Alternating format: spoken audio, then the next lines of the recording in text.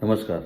Generally construction के अंदर reinforcement को किलोग्राम या मेट्रिक टन में मेज़र किया जाता है।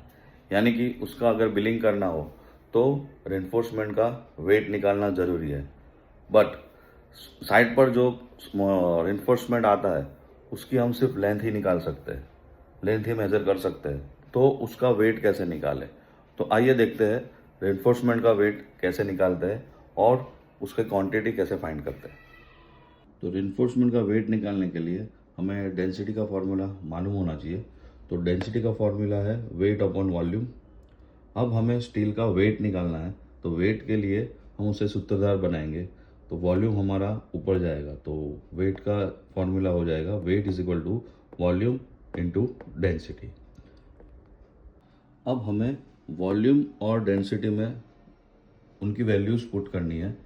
तो रेनफोर्समेंट यानी कि स्टील बार एक सिलेंड्रिकल शेप है, तो उसका वॉल्यूम का फॉर्मूला होगा पाई/4 into d square into h. और स्टील की डेंसिटी है जैसे कि हमें मालूम है 7850 kg पर m³। अब पाई/4 इंटू डी स्क्वायर, तो डी हमारा स्टील बार का डायमीटर रहेगा जिसमें हमें वैल्यू पुट नहीं करनी है। एच यानी यूनिट लेंथ के लिए हम ये वेट निकाल रहे हैं, तो एच हम 1 मीटर लेंगे और उसको यानी में कन्वर्ट करेंगे तो 1000 एच की वैल्यू हो गई 1000। 7850 kg और जो m³ है तो 1 metre into 1 metre into 1 metre यानी कि m³ हो गया और उसको मैंने में कन्वर्ट कर दिया, तो 1000 इंटू 1000 इंटू 1000। अब डी स्क्वायर को हम बाहर निकाल लेंगे क्योंकि ये मल्टीप्लिकेशन है, और पाई/4 की वैल्यू करेंगे तो 0.785, ये लेंथ हो गई 1000। 7850 kg की वैल्यू यहाँ हो गई और डिवीजन में 1000 इंटू 1000 इंटू 1000, तो ये 0 गए, ये 1000 गया। तो इसका कैलकुलेशन करते हैं, हमें जो वैल्यू मिलेगी वो डी स्क्वायर इंटू 0.00616 मिलेगी। अब हम डी स्क्वायर इंटू 0.00616 वैल्यू मिली है, उसमें 0.00616 को इन्वर्स करेंगे यानी कि नीचे लाएंगे, तो वो इस तरह आएगा डी स्क्वायर अपॉन ब्रैकेट 1/0.00616। आप 1/0.00616 करोगे तो आपको वैल्यू मिलेगी 162। तो वो यहाँ रखते ही हमें स्टील बार के यूनिट वेट का फॉर्मूला मिल गया जो होगा डी स्क्वायर बाय 162।